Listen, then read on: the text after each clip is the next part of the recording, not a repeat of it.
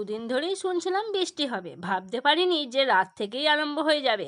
সকালে ঘুম থেকে উঠেই দৌড় মারি ছাদে, সব শীতের গাছগুলো যে পড়ে আছে।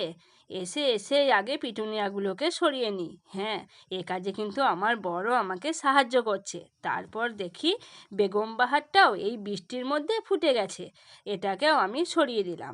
এর সাথে ইমপেশেন, সেনেরিয়া, ভারবেরা, নন্দিনীর মতো সমস্ত গাছগুলোকেও আমি সরিয়ে দিলাম, যারা বৃষ্টির জল পছন্দ করে না।